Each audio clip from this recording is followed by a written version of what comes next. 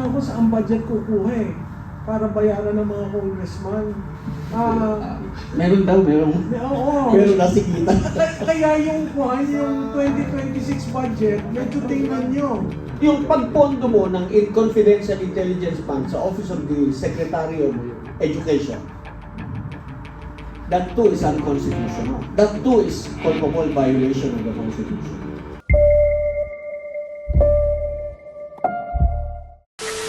File ng impeachment.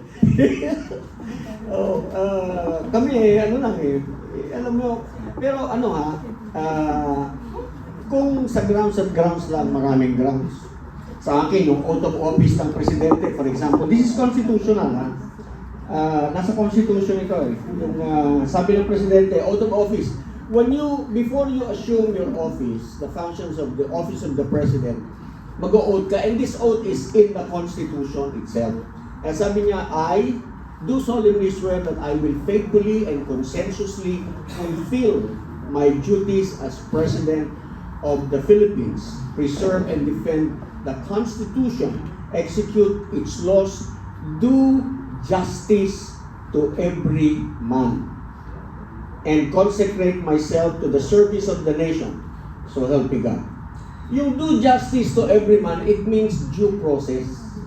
May due process lahat ng tao. Eh nung nagpalipad siya ng dating Pangulo, walang due process That was not justice. So that's a violation, a culpable violation of the Constitution. Yan. Para sa Makabayan Black,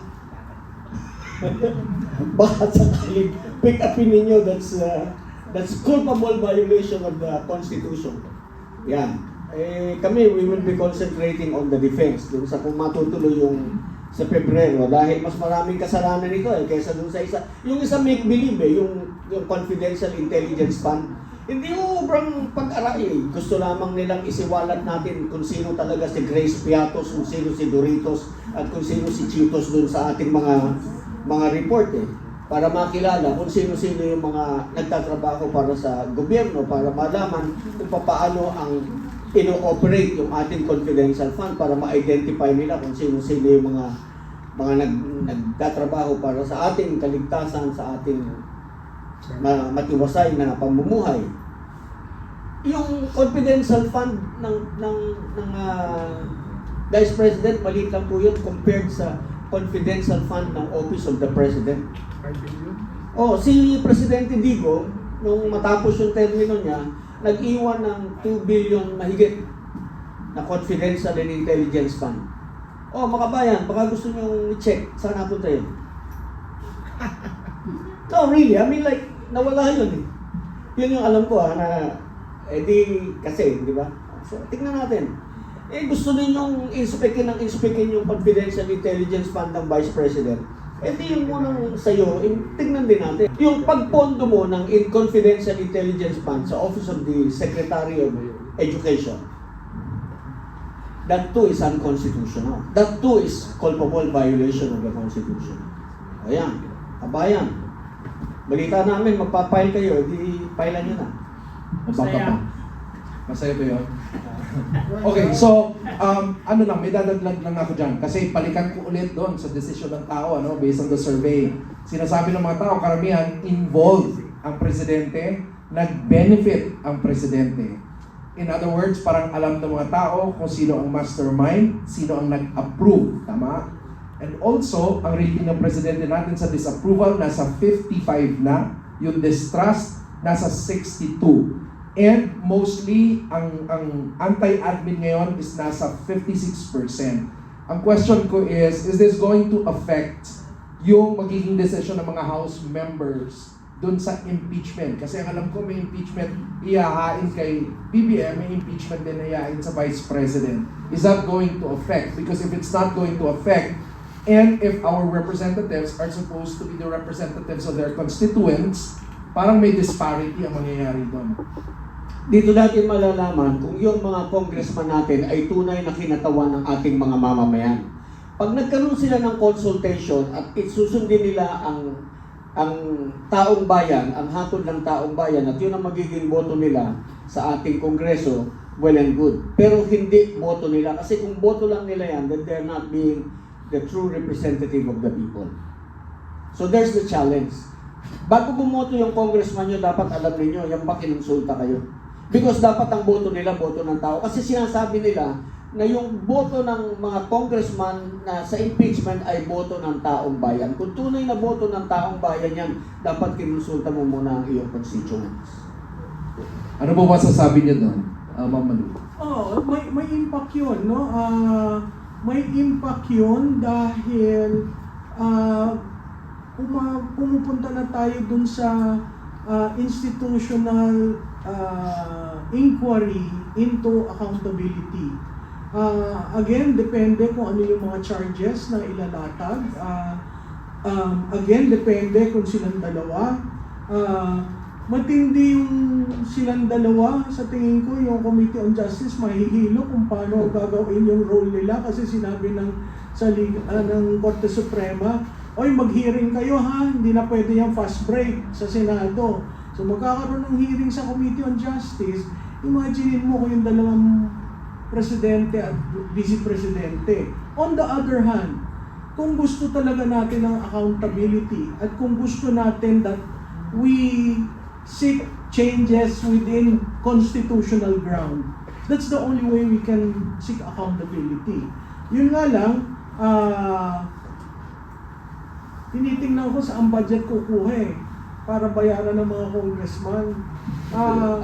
Meron daw. Oo. Meron na si kita. Kaya yung 2026 budget, medyo tingnan nyo. Hindi, kasi yung unprogram, wala yung revenue pa eh. So sa tingin ko manggagaling sa AIX, sa MAIP, Yes. or sa Confidential fund. confidential fund. Yun tingnan ninyo yan 400 billion. Or sa school buildings. Depende. Pero ang problema niyan, yung previous kasi hindi pa nababayaran eh. So, naalala niyo yun, yung sinabi na, oy, ilabas nyo na yan. Sabi nung dalawang congressman, ilabas nyo na yan kasi na-commit na yan. Kailangan ng bayaran, di ba? Yes. So kung yung parehong member ng 19th at 20th at ikaw ay hindi ka nabayaran o hindi ka nabigyan ng allocation, these things can work against the leader. Dahil ano nga ako ka sa amin, ngayon gusto mo na naman kaming pumirma dyan, hindi mo naman itinuloy, di ba? So, napakahirap na sa quicksand ang administrasyon na ito pagdating sa impeachment sa Pangulo. At dahil yun nga ang climate na ang taong bayan wala ng tiwala, sino ang most rational animal sa mundo? Di ba politiko? Alam nila ang dapat gawin para manalo. So asahan mo dito sa impeachment, very tricky ito. Hindi porke nasa administration ka, susuporta ka. Hindi porke sinabi ng oligarch behind a political party, susuporta ka. Kasi titingnan nila ng oligarch, uy, naipit ako dito. Uy, hindi ako makagalaw. O, lahat ng mga akong proyekto hindi na ilalabas. So all these things, ang sense ko, ang Pangulo nasa catch-22 position. Ang Vice Presidente, kung rehash, nung katulad ng dati, nako, kayang-kaya ng legal team niya kasi pinaghandaan na nila noon pa. No? Yan lang pa ulit-ulit na si Piatos, si ganyan. Hindi nila naiintindihan yung joint memorandum on the use of confidential and intelligence fund. Kaya nga sabi ko, puntan nyo yun. Diba? Hanggat hindi yung napapaltan, yun ang governing law. At kung gusto yung tingnan kung bakit si Vice Presidente ganon, tingnan nyo rin ang confidential and intelligence fund ng Presidente. Buksan na lahat. Diba? Yun yung sinasabi ko, patas tayo. O, pag nagbukasan, yung Remulla Brothers. Ang dami nun. Diba? Hawak nila 2 ahensya. O, ngayon 3 na pala dahil may ombudsman pa. So, these things have a way of, if you play your cards right, pwedeng pabor sa administration. But, if the institutions and the systems cannot already afford another shock, then that can go against him. So, ang talagang critical doon, pag final, may nag-endorse ba? At pag nag-endorse, i-refer ba sa Committee on Justice? Pag sinorkat yung proseso, naku, lalo magagalit ang taong bayan. Diba? So, talagang kwan siya delikado. Samantalang yung Vice Presidente, wala naman yata ako nakikitang bagong charge na sinabi at ang gusto nila, iuulit. Yung isa, 3 taon. Yung isa, si Vice Presidente, 1 taon. Wala naman siyang flood control projects. Si Presidente, buong bureaucracia. Diba? So, again, kung titingnan natin at siguro kung titingnan mo yung tiwala at approval nilang dalawa, talagang pag pumasok tayo sa impeachment, mas lalo ma-erode yun sa Pangulo. Yung 3 years consecutive unconstitutional budget, that in itself is also a culpable violation of the Constitution. So mas maraming grounds laban kay Presidente, yung tunay na talagang kitang-kita. Hindi katulad nung ginawa-gawa lang, pinilit lamang para merong maging kaso. 11 billion per day daw dahil sa inubos yung 100 something. Gusto nilang maunawaan kasi paano ginagasta yung confidential intelligence fund para maka-identify sila ng mga safe houses, etc. ng ating gobyerno. Hindi naman uubra yung ganun. No? So, meron ko isang bagay na gustong tawagin ng pansin. Bantayan ninyo yung restitution, yung pagpabalik ng mga ninakaw ng mga engineers, ng mga contractor. Yung restitution before he is tried is violative of his rights, no? To be presumed innocent. Hindi dapat ginagawa yun. Tingin ko doon kasi, kunyari restitution, pero bayad yun to be freed.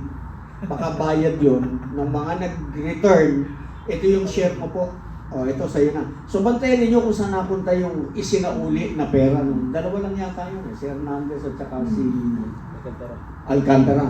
So, yan, gagawin state witness yan. So, tingnan lang natin saan napunta yung isinauli, saan nakatago, paano nila tinago yung pera na yun, saan nila nilagay.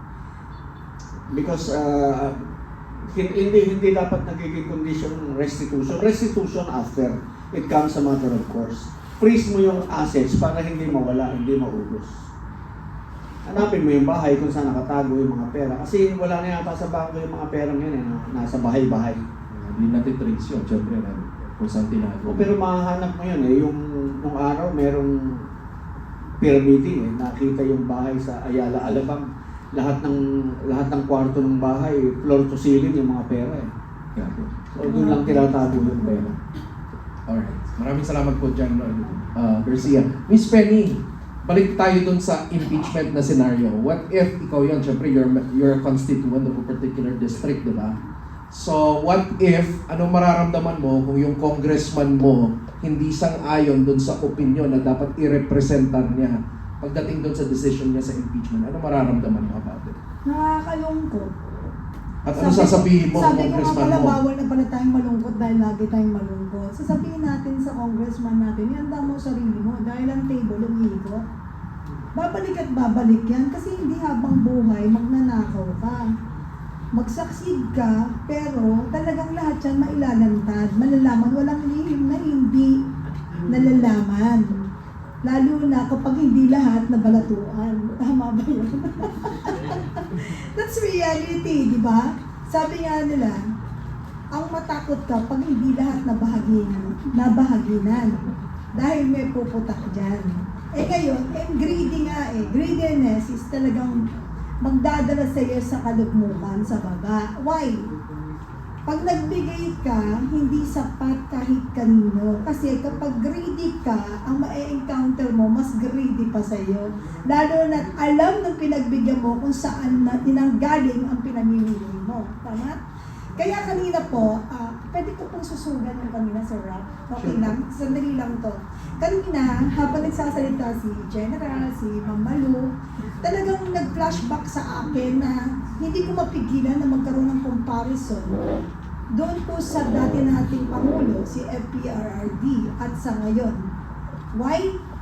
Dito, kapag ka may mga rally, may mga pagtitipon, dahil panawagan para po sa freedom na gustong maramdaman ng taong bayan, eh hindi pa nga nag-uumpisa ang barikada, grabe. Ngayon nung ako nakakita ng mga bagong alambre, mga wire na bagong bili. Dati may kalawang. Kasi yun at yun ang ginagamit. Dahil naghahanda talaga sila sa mas madugo na yun talaga ang gagawin. Huwag lang makapasok kahit isang langaw. And aside from that, may dalawa pang mga prefab or container na magkapatong hanggang second floor. Magugulat ka na lang, hindi pa sapat, meron doong nakatayo, nakaganon. Di ba? Ang nakapanlulo mo at nakatutuwa. Alam po ninyo dati, pag may rally, ito po nangyari. Ipa-flashback lang natin kung bakit hindi ko mapigilan na hindi maikumpara.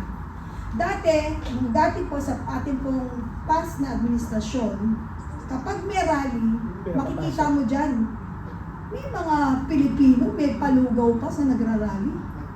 May kitchen. O, para hindi magluto mga nagrarally, lalo nilang maisiwalat at maramdaman ang freedom na magsalita.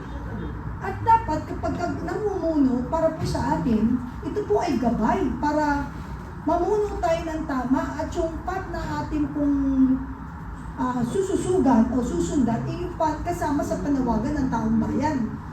Pero how can you listen and how can you know yung reality at status ng ating pong bayan kung doon pa lang sa bungad, wala pang mikropono, ay nakabalagpag na yung mga harang. Pero alam niyo po dati, flashback ko lang ulit hindi ko natapos kanina. Dati, pag may rally o meron na nagbibigay, may nagpapakain, tubig, parang nagbabayanihan.